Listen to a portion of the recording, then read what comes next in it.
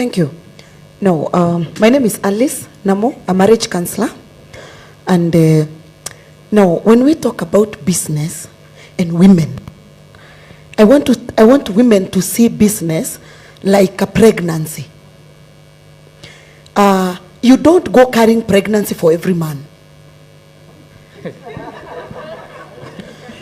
You've got to sit and decide, especially those ladies who want to be single mothers. You don't go carrying a seed of everyone.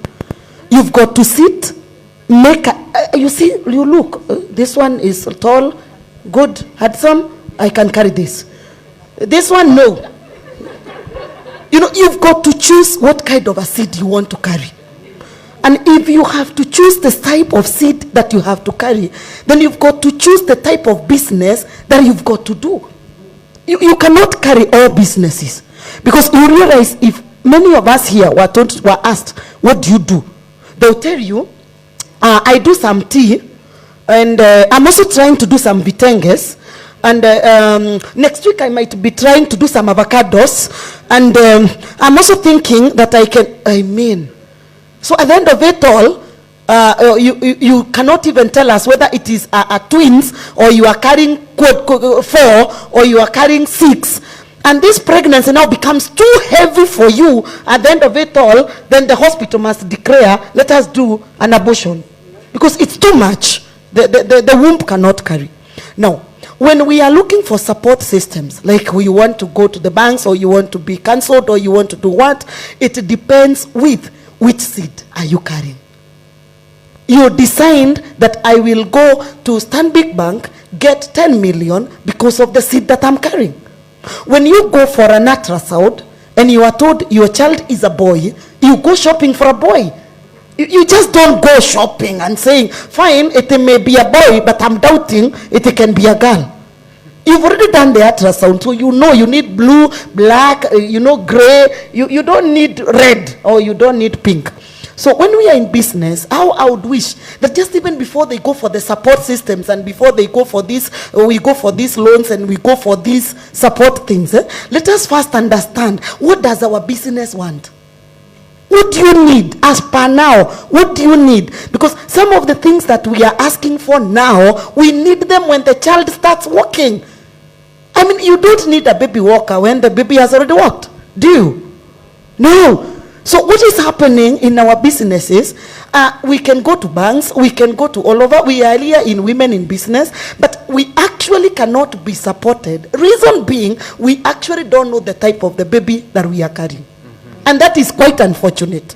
So we need first to identify, I have now carried a baby boy, so I need now this clothes. So let me now go to Stanbic, let me go now to Madam Mary, tell her now, this is support that I want for my business.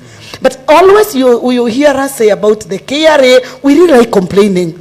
You know, we like complaining. Every time we say KRA is on our necks, is on our necks, the cousins, as I hear, they are on our necks. But now the problem is, when we come right, annual business, hapo kwa biashara, and then we keep asking, now we are here. Here is the money on the table. This is what we want to give you. But tell us, these are our requirements. Do you have them? They would start saying, oh, I am only 2 months old, I am only 3 months old, so you can just trust me. Please, no one is going to trust you with their money, absolutely, when they cannot see whether the money will come back. So when we are talking about support systems, and these people supporting us, even fighting for us in the KRA, fighting for us wherever we get money, fighting for us even in the banks, our only challenge is that we've got first to identify exactly what we are doing. And if we don't identify that, then we always be stressed. Because we just hear, my sister has received 10 million, and so I should go to the bank and get the 10 million. But my child is 1. She carried twins. So she required 2 coats. Me, I require 1 coat. Are you saying? So sometimes in business, we even run a race that is not even ours. The people you share with should be people in your business, so that they can tell you, this is where I get cheap things. This is how I maneuver in the KRA. This is how I maneuver in the banks. But when you are walking a journey with people, like, for example, you can go to the bank. Yes, we use one door, right? when we are getting to the bank. But one is going to keep money and the other one is coming to withdraw. Lines and queues are different, right? But you see someone getting to the bank and you want to hurry. Little do you know that this person getting in is only going to keep money, is not going to withdraw, right? So let us fight fast our own battle. Let us run our own race before we go and look for the support systems. Now from there, after we say this is where we are, good. Now the banks will be there saying, you are going to go receive our 7 million. The KRA will say, we can waiver. You are doing a good job. Now we can give you a waiver. But no one will give a maternity service to a person who is not pregnant. Interesting. Now, Irene, I know you're still warming your seat, Prof. and Stella, but I will coming to you. But let me stick to you. You see, we have all observed that we have family businesses. But unfortunately, when it's transcending from one person to the other, there comes an issue. And I'm sure many of us, not many of us, many of the ladies in the house would like to have their businesses transcend from one generation to the other. How do we address this issue? Thank you. Now, one major thing that we need to understand is that when my child is growing, like me, being a family counselor and I'm also a clinic officer, my child should know what I do. You know, when you ask your child, what does your mom do? Asisema unakuanga Nairobi na duka. That is not an answer. Your child should say, mama yangu upika mandazi. Right? So, does your child know what you do? Ama wewe unamwambia, nimeamka kuhustle. What is hustling?